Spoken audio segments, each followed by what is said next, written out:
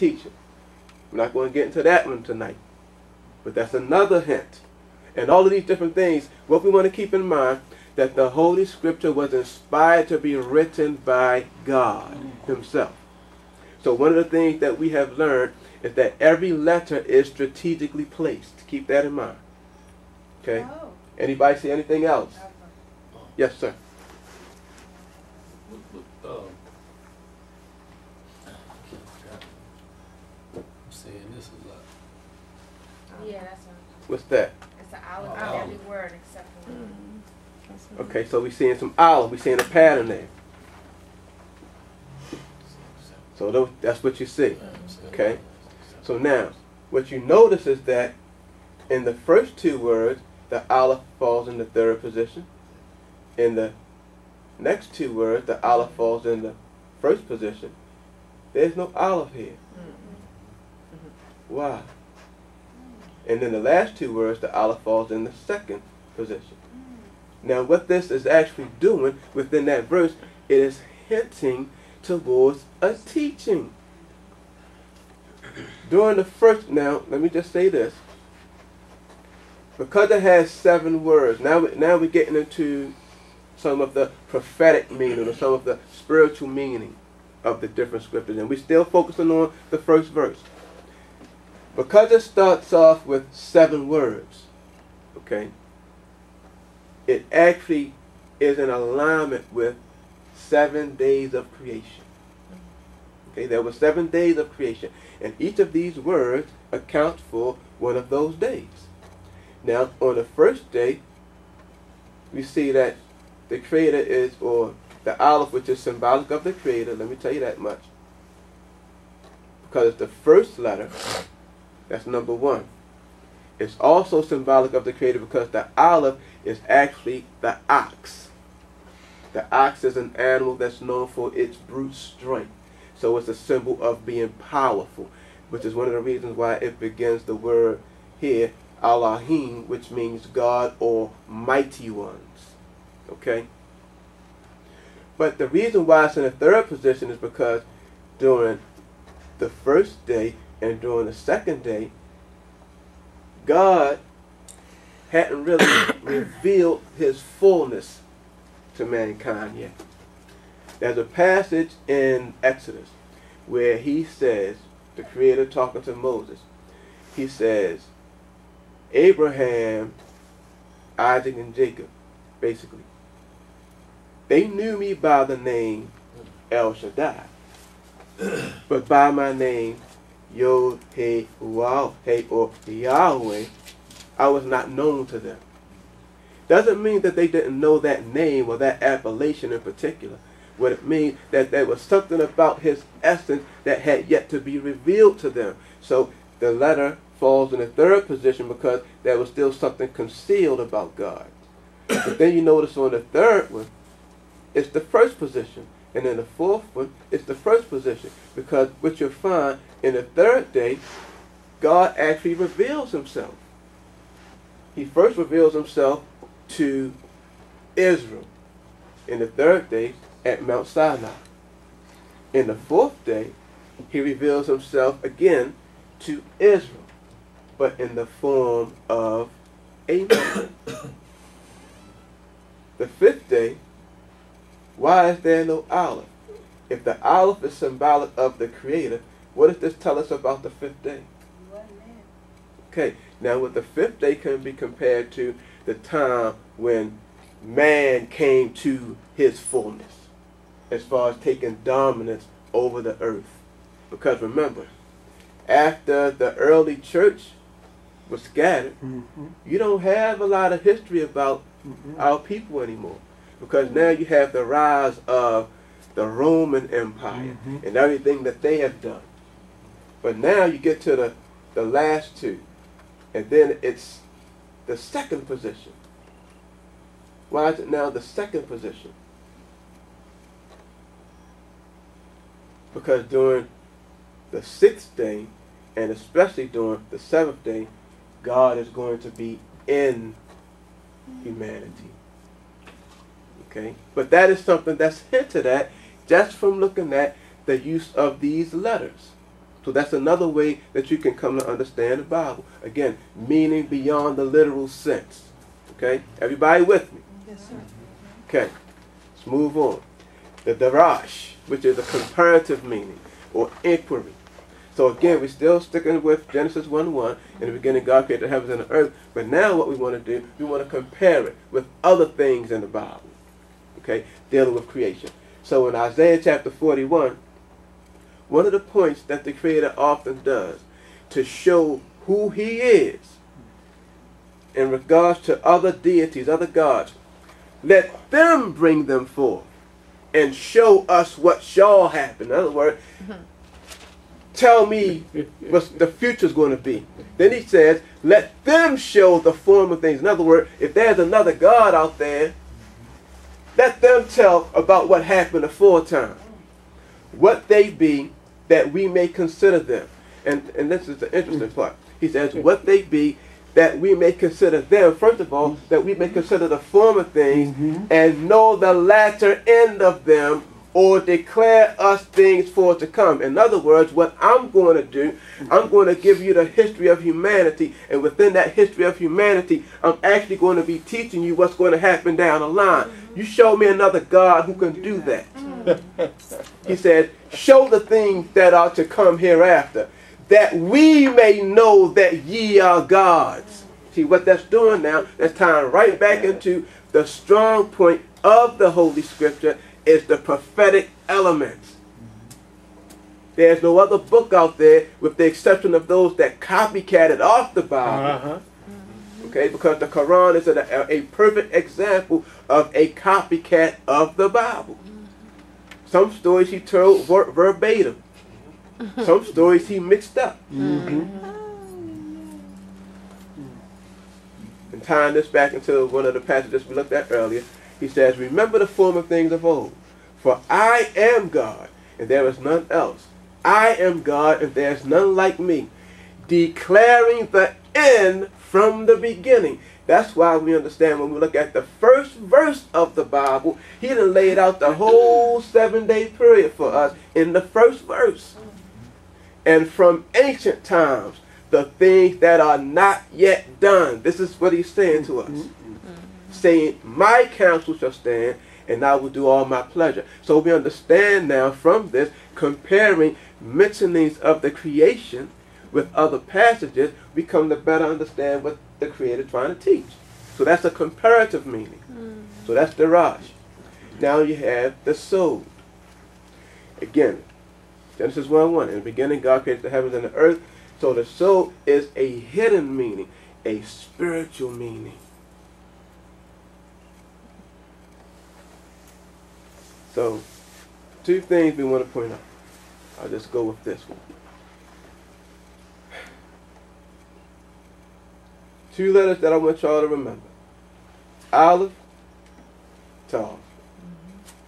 That is the first letter, Aleph, of the Hebrew alphabet, and the Tav is the last letter of the Hebrew alphabet. Now, if this 7th day, 1, 2, 3, 4, 4th day. Now, the Aleph, remember, is the ox, which means strong or powerful. The Tav, on the other hand, that means a mark or a sign.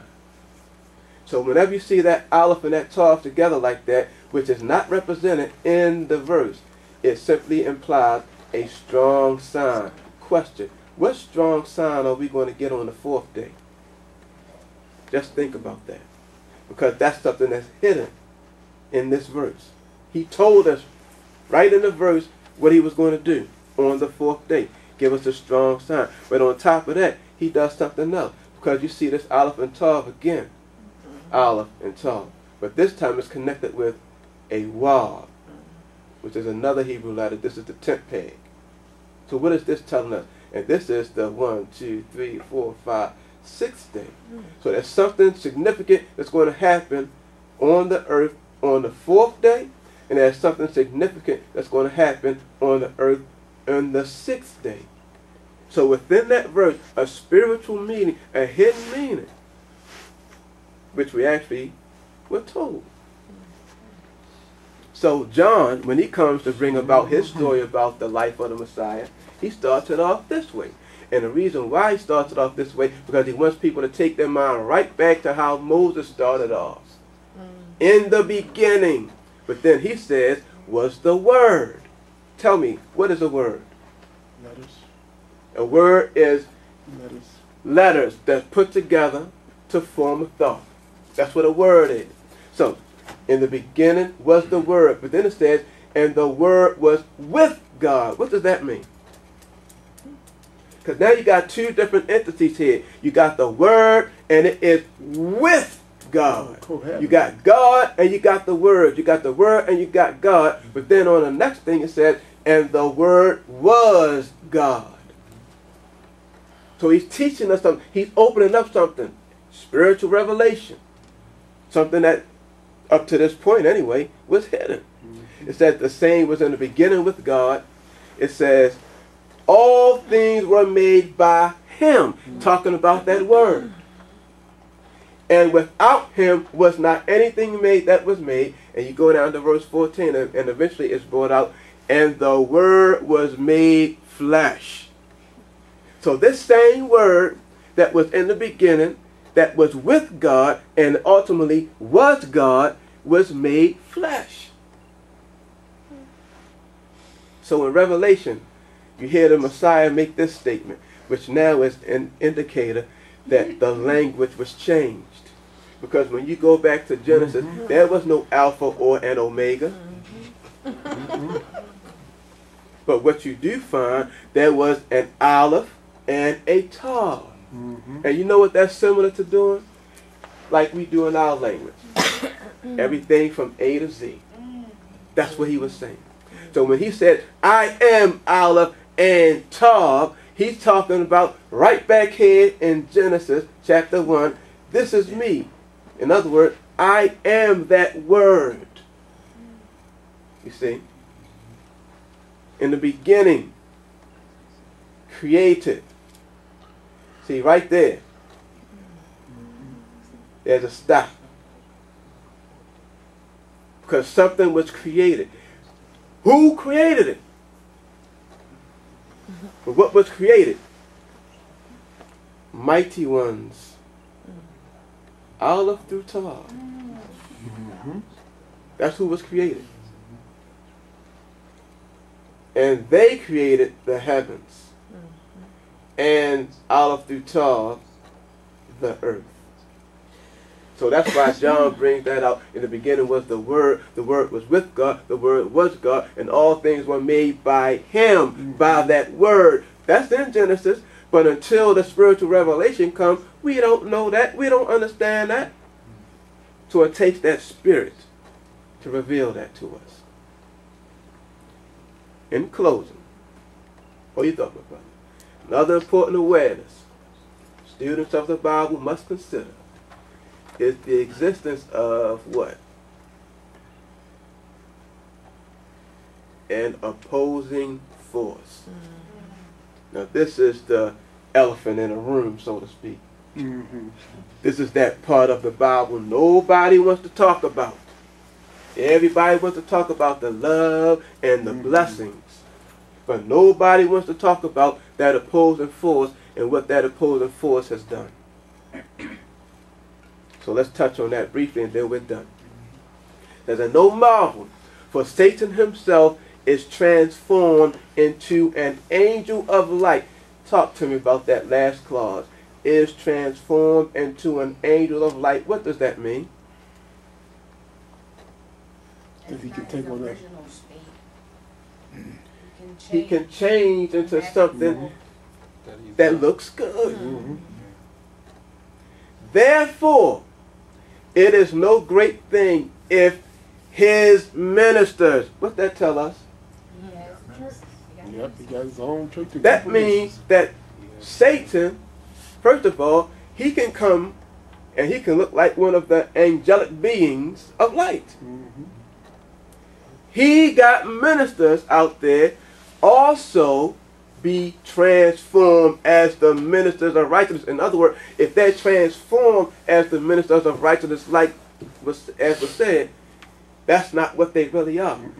They're ministers of unrighteousness, but they're transformed as ministers of righteousness, whose end shall be according to their works. Revelation 12:9 says it this way.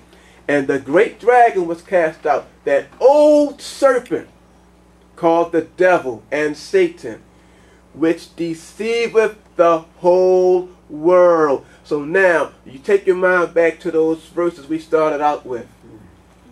And all these different beliefs that people had. They calling God petty. Calling God a bully.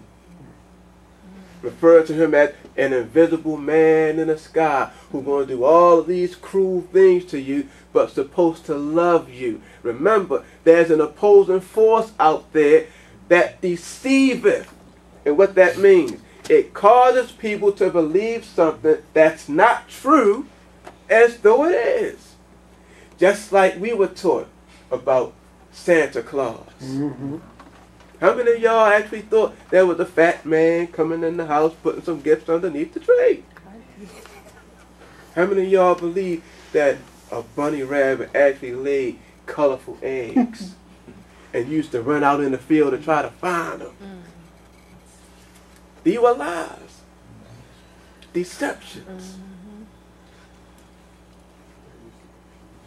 And I stood upon the sand of the sea and saw a beast rise above the sea, having 7 heads and 10 horns, and upon his crowns 10 horns, upon his horns 10 crowns, and upon his heads the name of blasphemy.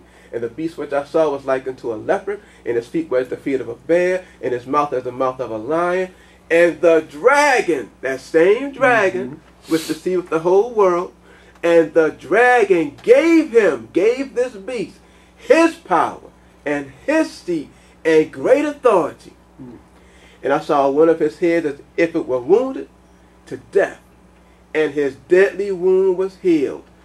And all the world wondered after the beast. All the world, deceiveth the whole world. All the world wondered. You know why? Because at one point, we too were a part of that world system.